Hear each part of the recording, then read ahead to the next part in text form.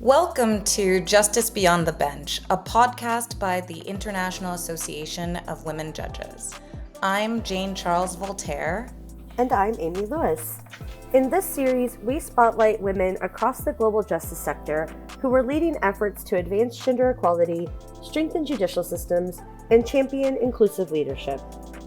From courtrooms to communities, we'll hear powerful stories and unpack the strategies shaping women's leadership in law and the judiciary.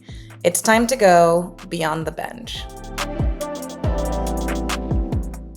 Today, we're honored to be joined by Dame Susan Glazebrook, Justice of the Supreme Court of New Zealand and former president of the International Association of Women Judges. Justice Glazebrook has been a fierce advocate for judicial independence and gender equality, as well as playing a critical leadership role during one of the most harrowing moments in recent legal history. She helped lead the IAWJ's efforts to evacuate dozens of Afghan women judges after the Taliban's return to power in 2021, a mission that earned the association the 2023 Bolch Prize for the Rule of Law. But Justice Glazebrook's commitment to justice spans decades. She was appointed to New Zealand's Court of Appeal in 2002 and has served as on the Supreme Court since 2012. Her judicial work has ranged from human rights and refugee law to corporate, criminal, and tax cases. Before joining the bench, she practiced as a partner at a major commercial law firm and was a lecturer in history at the University of Auckland. She has also represented New Zealand internationally, including at APEC summits, and has contributed extensively to legal education and access to justice initiatives. Her career reflects an unwavering belief in the rule of law as a force for protection and dignity. Justice Glazebrook, welcome to Justice Beyond the Bench. Very pleased to be here. We're so happy to have you today. Thank you so much for joining us. Yes, thank you. Let's go ahead and kick off. And if we step back for a moment, before your time leading the IAWJ, as we kind of outlined, you've had a remarkable career as a judge in New Zealand.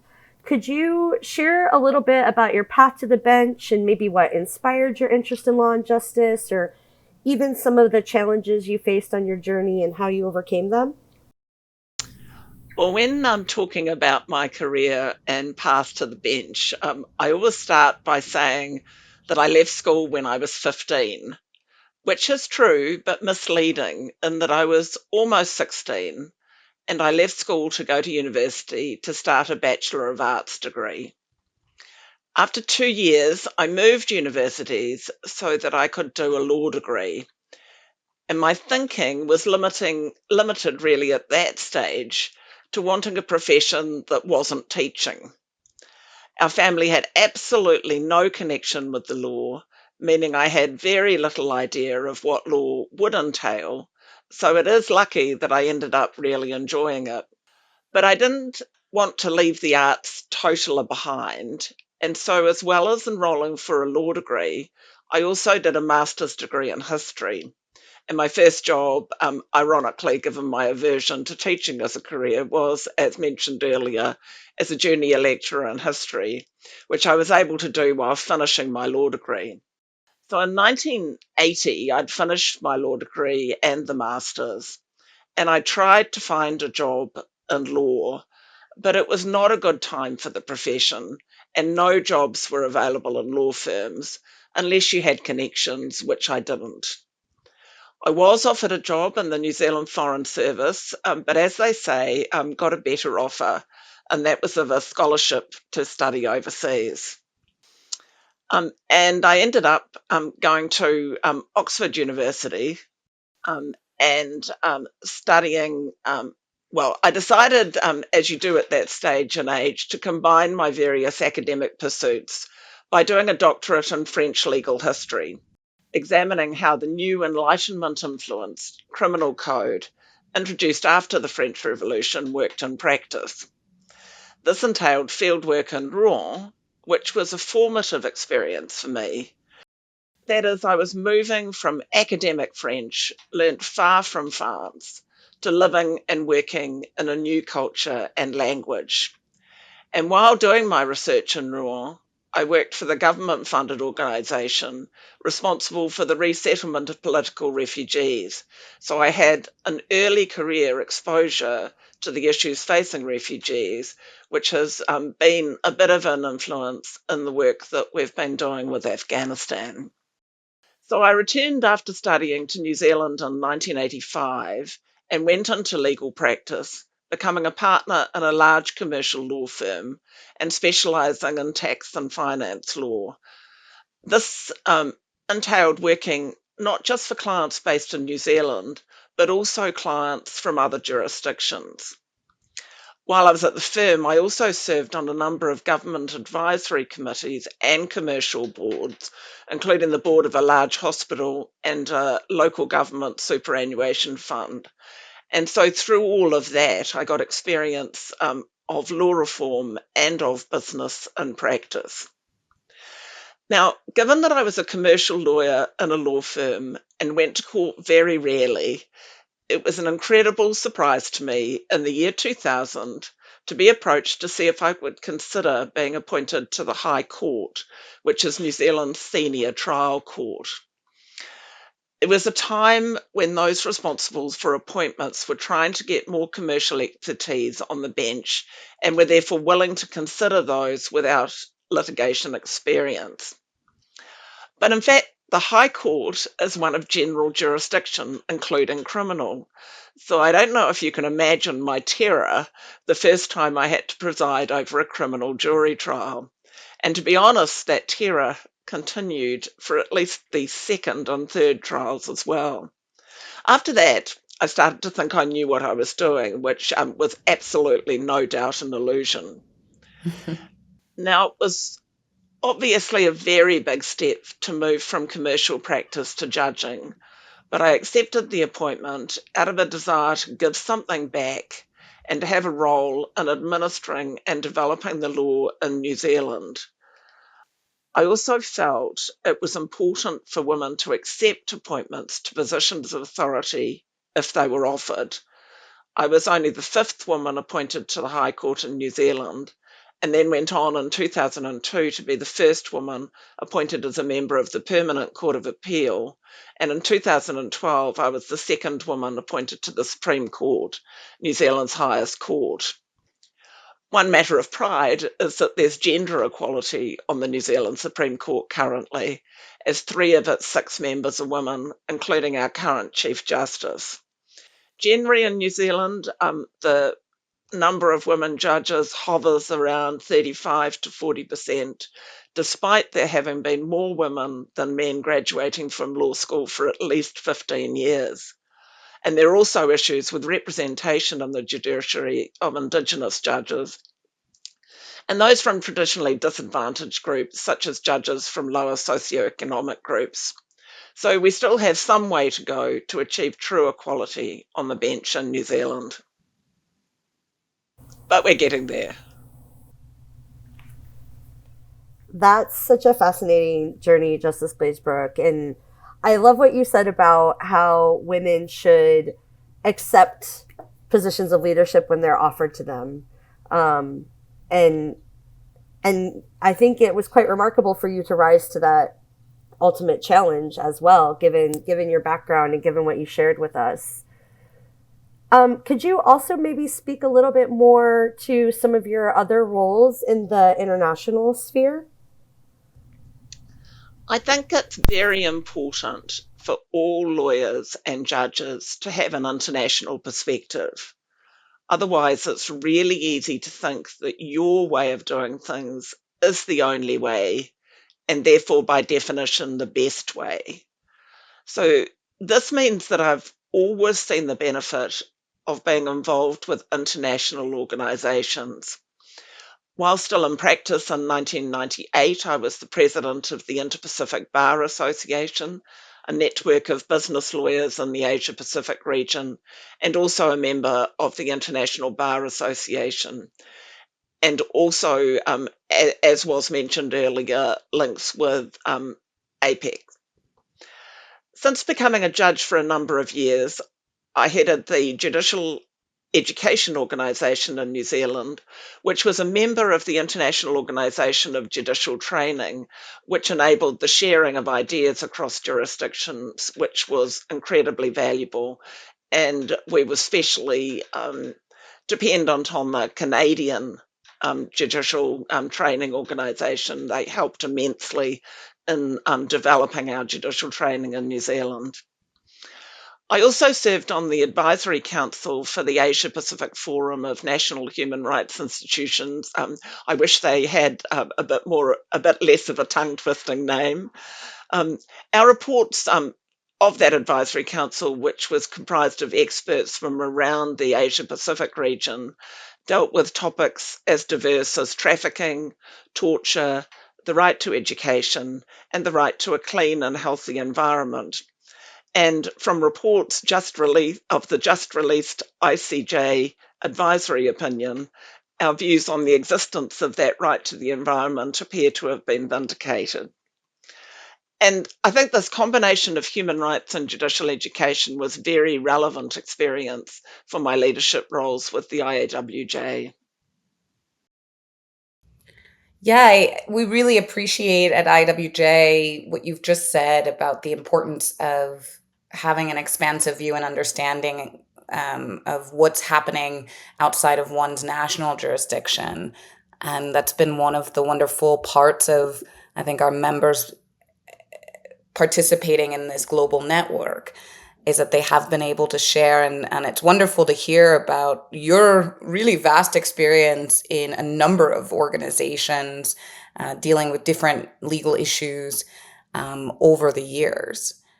And so that kind of leads us to, your role, I think, in leading the IWJ, which, as you know, is a global network dedicated to also advancing gender equality and judicial leadership. So, what motivated you to step into this leadership role, and what did you hope to achieve? Well, I joined the IAWJ in 2006, just before the biennial conference in Sydney, and that conference was an inspiration. Seeing so many women judges gathered together and talking about the amazing work they were doing was a revelation. And it was absolutely impossible to resist becoming involved and doing all I could to advance the mission of the IAWJ. The Sydney conference showed me that women judges are in a unique position to advance the rule of law and to find creative ways to ensure that there is true and accessible justice for all. So that was my inspiration and my aspiration in becoming involved in the IAWJ. What a wonderful introduction, and I think, as you said, elucidating way of understanding the unique position that women judges play in judicial systems, and overall this organization has been able to serve both at the national, regional, and international levels. And Justice Glazebrook, given that what you said that women are in this unique position to advance the rule of law, how do you feel like your experience as a judge shaped your vision for leading the IAWJ? My vision for leading the IAWJ came from an amalgam of experiences throughout my career, including not only seeing the justice system in action as a judge and a lawyer, but from being as a student, the first women's rights officer for the Auckland University Student Union, and my professional experience in corporate governance and human rights. At its origin, though, I would credit the strong sense of justice instilled in me by my parents, and in particular my mother. Now, she was born in New Zealand, but she was of Welsh origin, a people who had experienced historical oppression under English rule. Her parents had emigrated to New Zealand because there was little future at the time in Wales for young men, apart from working down the mines, which was very dangerous and unhealthy work. So that sense of justice comes both from history and from family, and it's what has as a core motivated me. That's wonderful. I think that being able to unite the personal with the broader perspective of what was happening, and drive that in your vision for IAWJ really also came through. Also, at the time of your leadership, you actually led the IAWJ through one of its most critical moments in history. And as we mentioned earlier, in 2023, the IAWJ was awarded the Bulge Prize for the Rule of Law in recognition of its extraordinary efforts to evacuate and resettle Afghan women judges after the Taliban's return to power. What was it like then to lead during that moment, and what motivated you and your colleagues to respond so swiftly and decisively? In terms of motivation, the IAWJ had a long history with the Afghan women judges and their women judges organisation. For many years, from 2003, the IAWJ ran an exchange program where groups of Afghan women judges came to the United States and spent time in Washington, D.C. and Vermont. Some of the Afghan women judges had also attended our regional and biennial conferences. And at the Auckland Biennial Conference in May 2021, two of the judges attended virtually, and they spoke to us about the real security risks they were facing. The background is that two of their number had been shot and killed in January of that year, essentially as part of a campaign of terror aimed at those trying to build democracy in Afghanistan, and particularly aimed at women lawyers. So these women were going to work every day, not knowing if they were going to get back to their families in the evening. We promised to do all we could to support the Afghan women judges by drawing their plight to the attention of the world in terms of their security situation, but also by helping them with their educational needs. And at that conference, we formed a small committee to do this work, which was really very much part of the traditional role of the IAWJ. But in August 2021, all that changed when the Taliban reached Kabul. This put the women judges in mortal danger. The idea of women judges just does not fit with the Taliban worldview. The women judges had also sat on courts such as those dealing with terrorism and domestic violence, which were seen as hostile instruments of the Western agenda.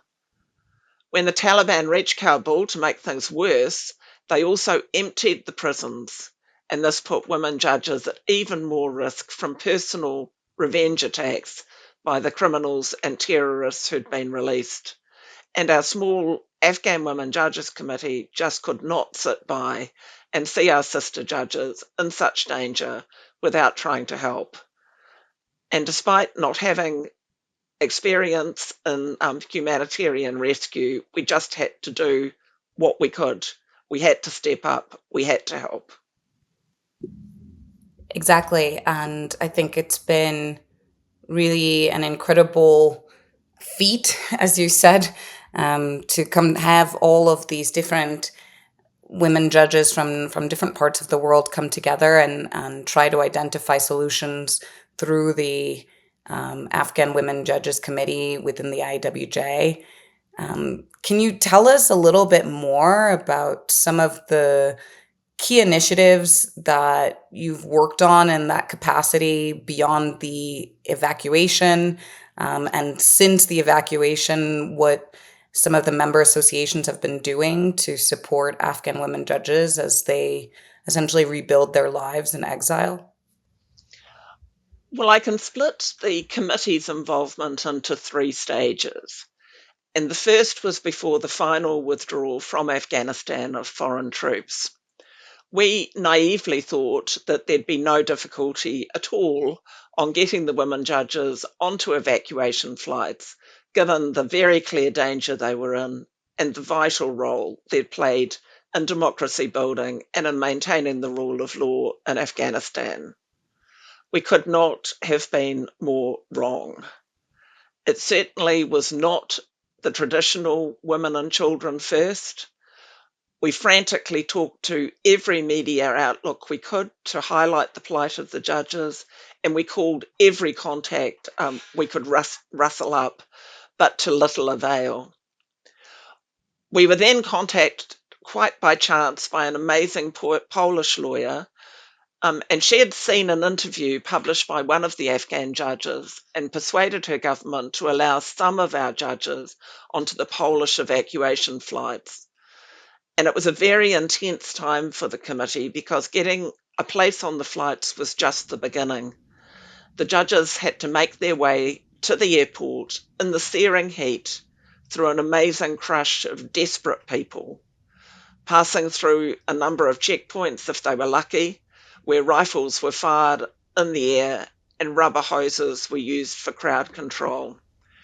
And at the end, wading through what had become a sewer to reach the airport entrance that was used by the Polish troops.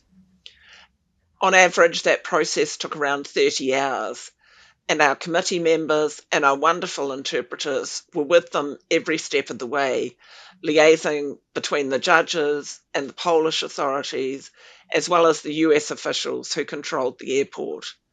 As I say, this phase was the most intense for the committee and lasted until 26th of August, when a suicide bomber effectively ended the civilian evacuation flights.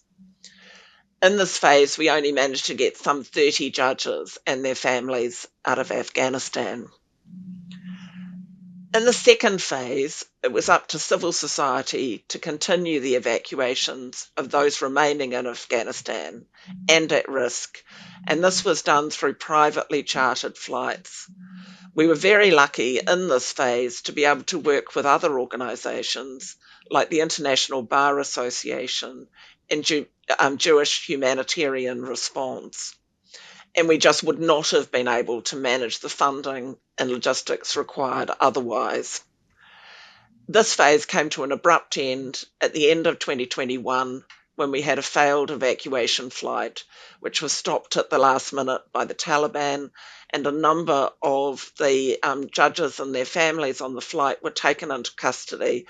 Luckily, as it turns out, just overnight, but you can imagine the anxiety of the judges who hadn't been taken into custody and the committee before we knew that those others would be released. Now, we had more success in the second phase than the first, as we managed to rescue around 130 judges and their families. The next phase was a much more painstaking one of individual families passing into neighbouring countries and waiting until visas for final destinations could be arranged. And in the meantime, they had no access to work, no education for the children, and frankly, a really uncertain future. And we were supporting them through that process.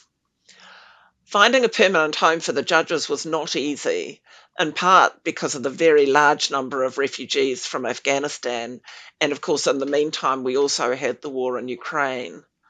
But also because the families of the Afghan women judges didn't meet the traditional structure, parents and minor children, that is normally the one used by immigration authorities.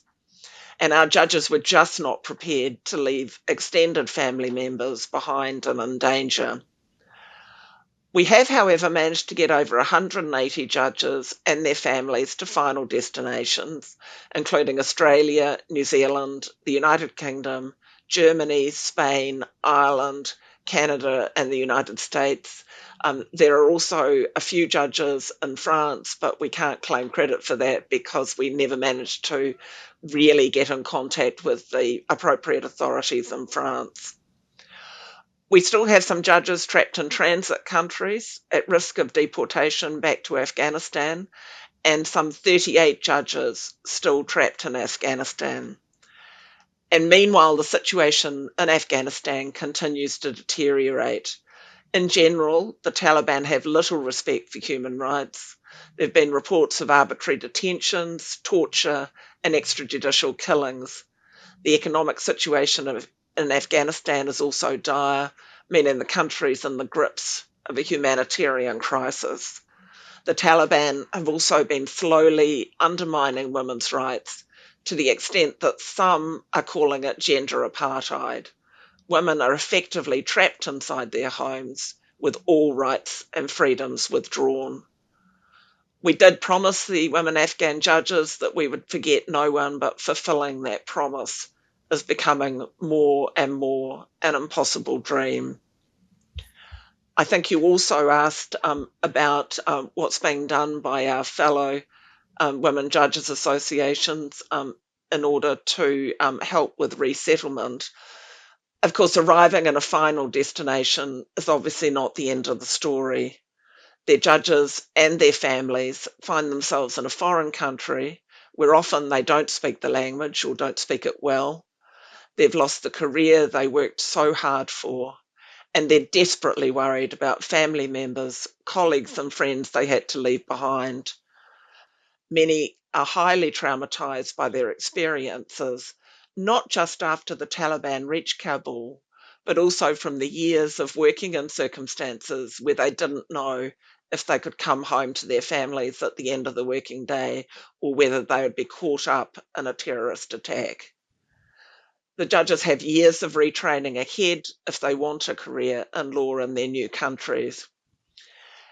And our affiliated associations in the final destinations have been helping with the transition, mainly through a system of partner judges, where the Afghan judges are paired with local judges who will help them navigate their new lives and just provide friendship and also support to the extent that that support is not provided by the official resettlement authorities in the final destinations. And I'm pleased to say that a number of the judges and their families are now on their way to rebuilding their careers in law. I know all of them want to contribute to their new countries, but I know also that all of them remain committed to Afghanistan and hope that one day it will be a country that again respects the rule of law and human rights, and particularly the rights of women. Thank you so much for sharing what this process has been, what it looks like today for so many of these women and their families. A really harrowing journey that they have been in, and the uncertainty of what they've had to face, and for some continue to, and the power of really the sisterhood of the IAWJ and the work, commending so much of the work of the committee and all of the associations that have come together, as well as the partners that you were able to find. Perhaps we just take a moment to, breathe, and to also hold space for these women and their families. But thank you so much for sharing.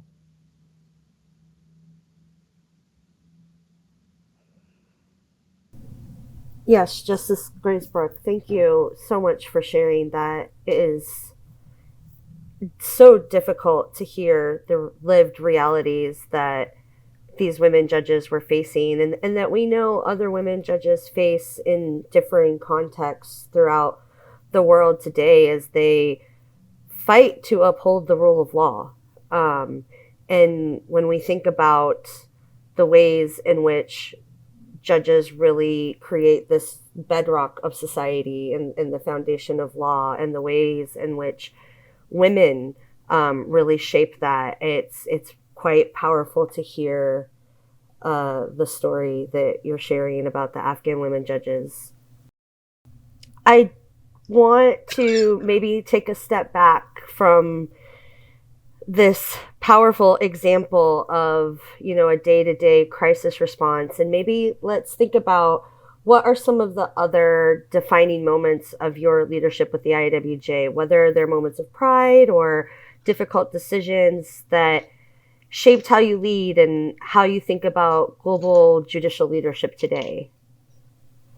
I would say, obviously, the Afghan crisis was all consuming. It also has gone on much longer than we could ever have dreamed of when we first started that work in 2021. But I would say that apart from the Afghan crisis, one of the really defining moments of my leadership with the IAWJ was having to cancel the Auckland Biennial Conference, which had been due to be held in May 2021, and that had to be cancelled at the very last minute because of COVID. COVID in itself was something that was a defining moment for all of the justice system, because the justice system had to adapt to COVID. It had to continue providing justice throughout that crisis. And so COVID, I think, and the COVID pandemic was also something that was a shaping moment in terms of both the IAWJ and in terms of the whole time of my leadership in the IAWJ. Now, we did manage to schedule the conference again for 2021, but because of travel restrictions, it had to be mostly virtual. So only New Zealanders and some Australians were able to attend in person. And the complications of running a hybrid in-person virtual conference were difficult to overcome, but we did manage to run a successful conference. And it showed us what could be done virtually, which I think has been the inspiration for the program of virtual events that we now run as an association. But I can tell you it was no substitute for an in-person conference. When we were able to get together finally in person for the biennial conference in 2023 in Morocco, and of course in South Africa this year, the atmosphere was electric. I think that's right. And I can certainly recall the challenges that COVID and brought to how we administer programming for IWJ, certainly how we connect our global network of members, um, and the way that we were able to transform, really what is the hallmark gathering into a hybrid event, but the opportunity to come together really can never be substituted by anything virtual, despite our adaptation. So, as you talk about also, COVID and all of these kinds of changes in your leadership uh, process, we want to talk today about what's happening in terms of challenges to these institutions, how these institutions have been transformed, and what are some of the, increasing challenges to perhaps judicial independence, ongoing struggles as well, as you pointed out earlier, for gender equality, representation. How do you see in all of this the role of judges evolving? Well, I think judges will keep doing the work they've always done, which is dealing with the cases that come before them, but they will need to be vigilant to maintain their independence, and they'll also need to be innovative to meet the challenges of delivering true and equal justice for all. And this is in face of challenges in public confidence, in the face of challenges, unfortunately, from some governments, and also in face of challenges in terms of changes to the environment, in terms of changes in relation to artificial intelligence. This will take all the creativity and innovation that judges, and in particular women judges, can muster. I think that's such an important point, right? The creativity, the innovation, and of course the vigilance. And especially when we think about protecting the rights of, well, not just women, but any marginalized group. And I'm wondering, Justice Glazebrook, if you could maybe talk a little bit more about how judges can meaningfully incorporate an intersectional approach when addressing the rights of individuals who belong to multiple marginalized groups, whether it's Indigenous women, people with disabilities. There are obviously a number of human rights instruments that will help navigate their way through those challenges. I think one of the challenges is that our human rights system has tended in the past to be thought of in relation to individual rights rather than collective rights. And I think that that is an area where things could certainly be developed. The United Nations Declaration on the Rights of Indigenous Persons and the Disability Treaty probably do not have anything and are not meant to have anything new in them. They're just meant to ensure that those groups have the rights that they should have under our international human rights system. And so I think that judges can use those instruments in order to deal with the sort of issues that you're talking about, where you have people who are disadvantaged for multiple reasons as members of multiple groups. Thank you for, I think, giving that perspective in terms of how we begin to look at the role that the international human rights systems can and will continue to play in protecting perhaps more collective rights, but also ensuring that individual rights are upheld at the national levels.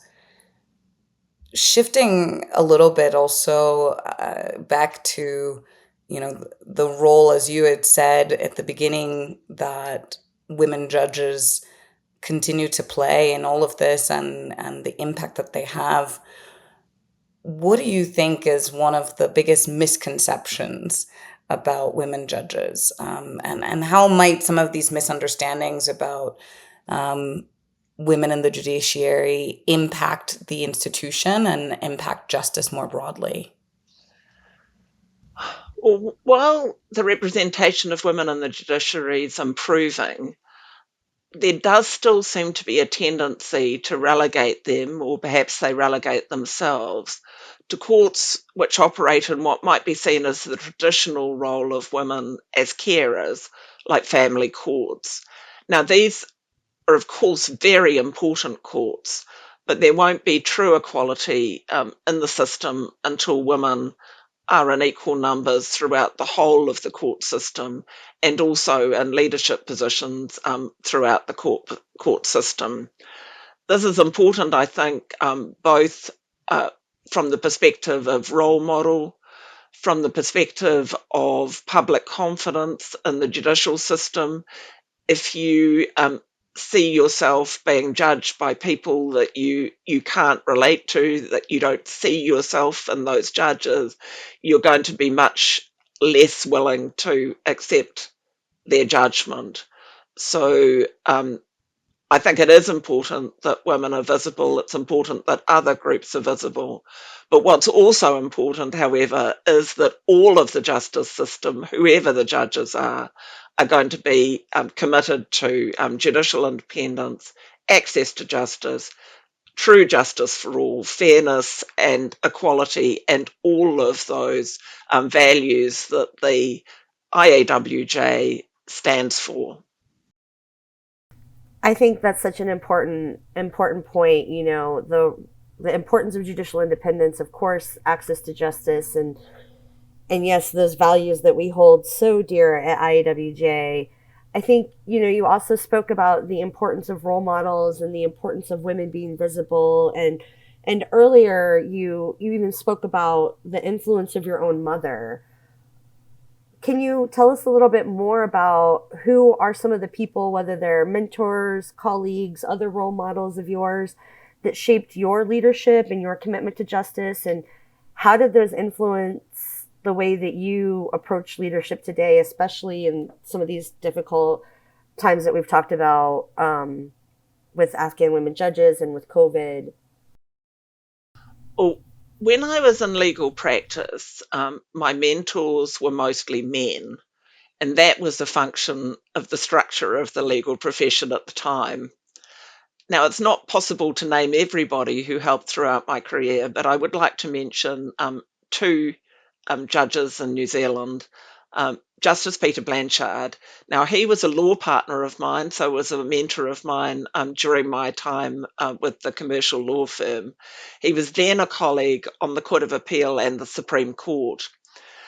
I'd also mention Justice Judith Potter. She was the first woman to head the New Zealand Law Society, and she later became a High Court judge and a very enthusiastic member of the IAWJ.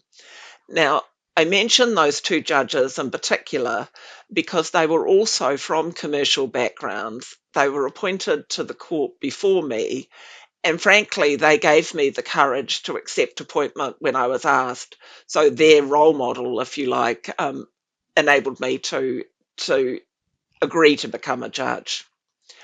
I'd like also to give a shout out to a number of amazing women judicial role models, and now my very dear friends, mostly through the IAWJ, but sometimes through working with them. So in the first category, Dame Sian Elias, who was the first woman Chief Justice of New Zealand, and Dame Helen Wynne-Kelman, who's the current New Zealand Chief Justice. But through the IAWJ, I also met people like Baroness Brenda Hale, who not only led the IAWJ as president, but also led the UK Supreme Court. Justice Susan Kiefel, the former Chief Justice of Australia, Justice Mandisa Meyer, Chief Justice of South Africa, Justice Beverley McLaughlin, the former Chief Justice of Canada, and the force of nature that is retired Supreme Court Judge, Justice Rosie Abella of Canada. I could go on. All members of the IAWJ are a constant source of inspiration and hope. And I can't stop on mentors and role models without paying tribute to the vision of Judge Arlene Pact, the mother of the IAWJ. She is much missed and a continuing inspiration to us all. Now, I think you asked also how those mentors and role models approached the way I operated as a leader. And the people I've mentioned all led or continue to lead in very different ways. But at the heart of their leadership was a commitment to justice, to fairness, to equality, and to human rights. And it's those core values that have always guided me. It's wonderful to hear about your range in terms of those that have impacted you, mentored you, and certainly shouting out IWJ's founder, Arlene Pact, as such a core force in creating this network and being able to really have a vision for how women judges across the globe could connect and the impact they would have in promoting human rights. So thank you for that shout out, those shout outs to women across the globe. So, Justice Glazebrook, we've talked a lot today about your journey, many of the things that you saw in your leadership, as well as your career and the role that you've played in impacting the IWJ through various moments, it seems, also of crisis, but how you've been really able to help the organization continue to live up to, I think, so much of the mission that it has, even in those challenging moments. So, as you've also reflected on those that mentored you, what advice would you give to young women, young people, perhaps in law school or early in their career, who dream of serving on the bench one day? Well, when I'm doing ceremonies to admit newly qualified lawyers to the bar, the most important advice I think I give them is to be open to all opportunities. So the world is changing and the legal profession will need to change with it. And so they will need to be innovative and constantly learning. At the same time, I tell them not to throw out the lessons of the past, but to learn from the past and to cherish and maintain the traditions and ethics of the profession, and especially the tradition of service to the law and to the public. I also tell them it's important, however, to have a life outside work and the law. Law is essentially about people, and taking time to engage in activities they enjoy with other people will make them better lawyers and eventually, if that's a career they aspire to, better judges. I think that's such an important point, that law is essentially about people. You know, we talk a lot on this podcast about beyond the bench or behind the robe, and that judges are people too, right? And this passion that they have for law and upholding the rule of law, it ultimately stems, as you said earlier, the heart of women's leadership and this commitment to justice and this commitment to equality and human rights. With that being said, Justice Glazebrook, you know, we have a final question that we ask all of our panelists, and we're hoping that you would do us the honor today of telling us a little bit more about what you believe will have the greatest impact on advancing women's leadership in law. This is an incredibly complex question, and it will depend a lot on tailoring solutions to different cultural and legal backgrounds. But if pressed, I would say that what's needed above all is commitment to equality, to access to justice, to fairness, and to human rights. Commitment is such a powerful word and such an important concept. And you're right, it is a complex question with a myriad of answers. And we get as varied as responses as we do people. But I think at the end of the day, every word or every concept that is shared, you know, it kind of creates this tapestry of what it really means to advance women's leadership in law. So thank you for offering us your perspective. Exactly. So, you know, to close out for today's podcast, thank you so much, Justice Glazebrook, for your leadership and unwavering commitment to justice. Your story is really powerful reminder that leadership isn't defined by titles alone, but by the way you act, courage, the vision to lead through crisis, commitment, and compassion to lift others along the way. And at IAWJ, as you know, we believe that women's leadership in the judiciary is not just about presence, it's about transformation. It's about building legal systems that are more just, more inclusive, and more attuned to the lived realities of the people they serve. And this is the heart of the Willow Initiative and the mission that you, Justice Glazebrook, helped carry forward, ensuring that women are not only at the table, but shaping the rules, shifting the culture, and strengthening the rule of law for everyone. So thank you again for joining us. We're so honored to have you today. It was an honour to serve as president of the IAJ and an honour to be part of this very important initiative. Thank you. Thank you so much. Thank you for tuning into Justice Beyond the Bench. If you enjoyed this conversation, don't forget to subscribe so you never miss an episode. Want to learn more about our work and support our mission? Visit us at IAWJ.org, where you can explore our programs, join our global network, or make a donation to help advance gender equity in judiciaries around the world. See you next time.